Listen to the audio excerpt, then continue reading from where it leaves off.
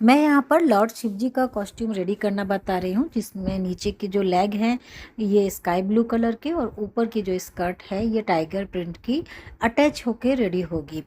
ये video stitching का video है। कटिंग के लिए सभी साइजेस की एक साथ कटिंग का एक और वीडियो मेरा इसी वीडियो के डिस्क्रिप्शन बॉक्स में आपको मिल जाएगा।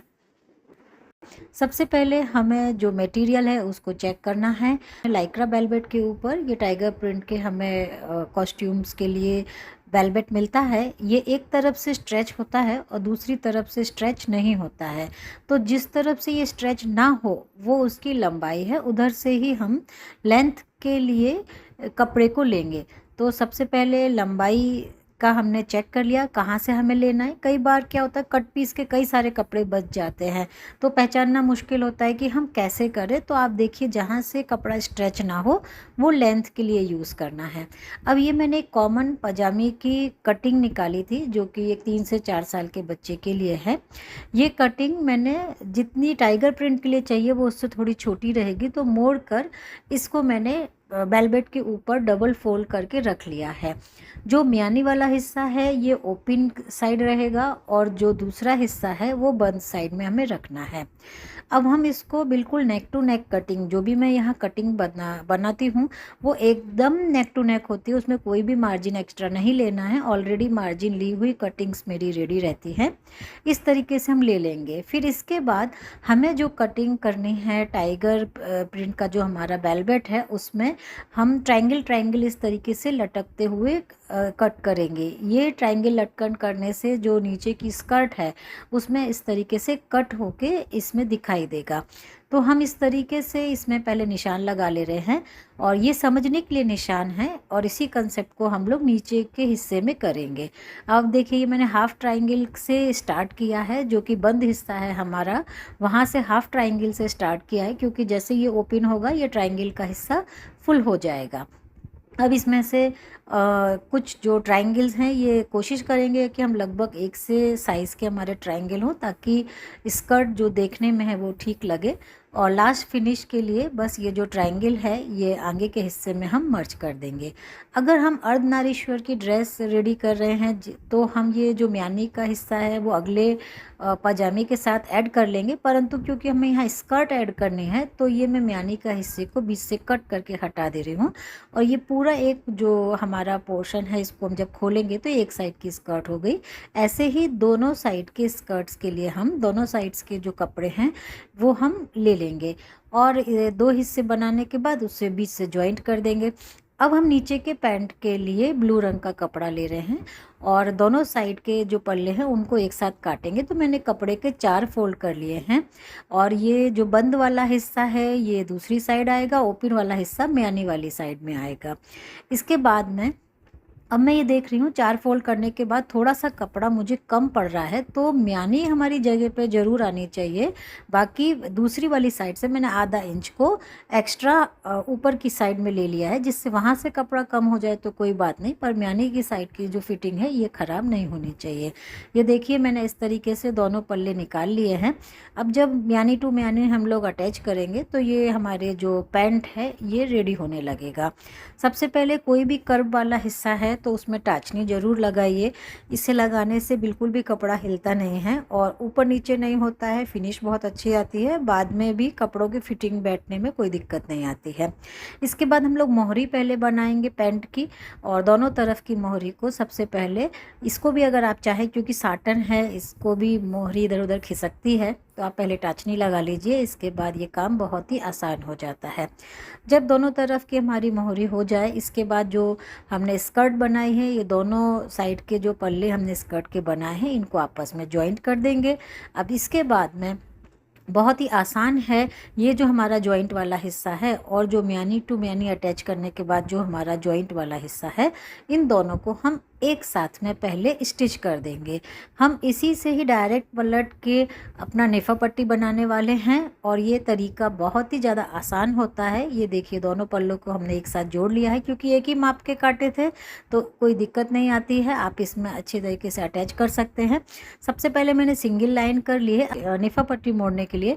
पहले इसको अंदर की तरफ एक बार हम एक लाइन दे देंगे, जिससे दोबारा पलटते समय हमें आसानी हो, क्योंकि ये दो कपड़ों के फोल्ड हैं और इसमें फिनिश बैठाना बहुत ज़रूरी होता है। अब यहाँ क्योंकि हमें बाद में स्कर्ट से स्कर्ट अटैच करनी है और नीले कपड़े से नीले कपड़े का पैंट अटैच करना है, तो इसलिए हम करीब 1 इंच एक्स्ट्रा कपड़ा छोड़ते हुए इसको हम सिलना शुरू करेंगे और इलास्टिक को रख के देख लेंगे कि हमें कितना जो नेफा पट्टी है ये मोड़ने की ज़रूरत है। बस ये देखिए नेफा पट्टी बन के तैयार हो गई है।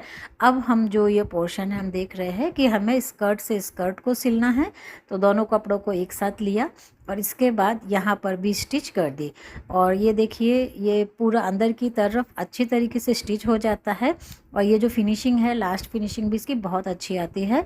इसीलिए हमने 1-1 इंच पहले कपड़ा दोनों साइड से स्टार्टिंग में छोड़ दिया था, जिससे बाद में ये स्टिचिंग करने में हमें दिक्कत ना हो। अब देखिए पैंट से पैंट रख के जो म्यानी टू म्यानी है इसको हमने स्टिच कर दिया। अब ये दोनों ही स्टिच हमारी बहुत अच्छी तरीके से हो गई है। अब हम पैंट को पूरी तरह से स्टिच करेंगे, तो पैंट जैसे स्टिच की जाती है उस तरीके से हम मोहरी से मोहरी को मैच करेंगे और इसके बाद इसमें भी आप टाचनी ज़रूर लगाइए, नहीं तो क्योंकि जो कपड़ा है ये कर्व में कटता है, इसकी वजह से कभी भी ये झोल खा सकता है या आपका खिंचाव दे सकता है, इसलिए टाचनी इसमें भी ज़रूर लगाइए। देखिए बस कितना आसान है। अब दोनों को पलटेंगे और देखेंगे ये हमारा रेडी है। बस इसमें अब इलास्टिक डालने की देरी है और इलास्टिक डालने के लिए आप इसमें जब इलास्टिक डालें तो डालने के बाद जब बाहर दूसरी साइड से भी निकाल लें तो दोनों इलास्टिक को आपस में जोड़ के बहुत अच्छी तरीके से 4-5 बार इसको सिलने के बाद सिक्योर कर लें और बस अंदर की तरफ इसको डाल दें और फिर जो हमारा ये नेफा पट्टी है ये ऊपर आ जाएगी और इलास्टिक अंदर चली जाएगी और जो जॉइंट खुला रह गया था उस जॉइंट को भी हम स्टिच कर देंगे। तो देखा आपने, बहुत ही आसान है शिव जी का कॉस्ट्यूम बनाना। इसमें आज हमने लोअर पार्ट को बनाया है, जिसमें स्कर्ट और जो पैंट है दोनों को ही आपस में अटैच किया है। स्कर्ट की लेंथ आप छोटी बड़ी जितनी रखना चाहें उस हिसाब से रख सकते हैं। मेरे यहाँ लोग बोलते हैं कि नी लेंथ से थोड़ी नीची चाहिए, तो मैंने उस हिसाब से रखा है। कैसी लगी आपको बताइए। शिव जी के कॉस्ट्यूम का जो ऊपर का टॉप है उसको हम लोगों ने पार्ट 1 वीडियो में कवर किया है, अब वहाँ से उसको देख सकते हैं। अब आती है मेन इनकम की बात कि अगर आप इस कॉस्ट्यूम को बनाना चाह रहे हैं और आप इससे किस तरीके से इनकम कमाना चाहते हैं। सबसे पहले बात, माइथोलॉजिकल कैरेक्टर के जितने भी कॉस्ट्यूम होते हैं ये मार्केट में ख़रीदने में आसानी से नहीं मिलते हैं, इससे लोग मैक्सिमम ऑनलाइन ऑर्डर करते हैं। अगर आप भी अपना ये कॉस्ट्यूम बनाकर ऑनलाइन रजिस्टर करते हैं और इस तरीके का ये जो कॉस्ट्यूम डिज़ाइन किया है ना, जिसमें स्कर्ट के साथ में पैंट अटैच है, ये बहुत ही रेयर डिज़ाइन है जो हमने नीड बेस बनाया है कि लोगों को हमेशा कहते हैं कि अभी नीचे हम क्या पहने या लड़कियां हैं तो क्या पहने, तो उस कंडीशन में ये जो डिज़ाइन अगर आप इसे बना के अपलोड करते हो तो ऑनलाइन भी आपको काफ़ी अच्छे ऑर्डर मिल सकते हैं। आप इसे गणपति टाइम में क्रिएट कीजिए और अपने जो ग्रुप्स हैं उनमें फॉरवर्ड कीजिए कि आपके पास ये ड्रेस है, आप इसको स्टिच कर सकते हैं, या आपने एक वेंडर ढूंढ लिया जो आपको कपड़ा दे सके, स्टिचिंग आपको आ गई है, एक सैंपल आपने बना के रेडी कर लिया है। अगर आप उस टाइम में इसको 1 महीने पहले रोटेट करना शुरू करेंगे तो डेफिनेटली आपको इसके बहुत ऑर्डर मिलेंगे। जिन्हें ख़रीदने में इंटरेस्ट है वो ख़रीद सकते हैं, अदरवाइज़ आप इसे रेंट पर भी दे सकते हैं। ये हर साल रेंट पे ज़रूर लगते हैं। ग्रुप डांसेस के लिए ये शिव तांडव डांस के लिए भी बहुत अच्छा कॉस्ट्यूम है। शिव जी के कॉस्ट्यूम के लिए एज ए फैंसी ड्रेस भी ये होता है और सभी साइज़ का आप एक साइज़ जो है आप बाद में बना के इसे रेंट पर भी दे सकते हैं, ऑनलाइन भी सेल कर सकते हैं और पर्सनल भी अगर आप चाहें तो अपने बच्चों को फैंसी ड्रेस में पार्टिसिपेट करने के लिए इस कॉस्ट्यूम को बना सकते हैं। बहुत सारे रास्ते खुलते हैं। कुछ चीज़ें ऐसी होती हैं जो कि जिनका कंपटीशन बहुत ज़्यादा नहीं है, उसमें से एक कॉस्ट्यूम ये भी है। आप इसे मल्टीपल तरीके से अपने अर्निंग का सोर्स बना सकते हैं। इसी तरीके से आप अर्धनारीश्वर का भी कॉस्ट्यूम रेडी कर सकते हैं। इसका वीडियो लिंक भी डिस्क्रिप्शन बॉक्स में मैं आपको दे दूंगी। मैं कल्पना जैन खुद एक रेंटल बिजनेस को रन करती हूँ और इन सभी कॉस्ट्यूम्स को बनवाती हूँ।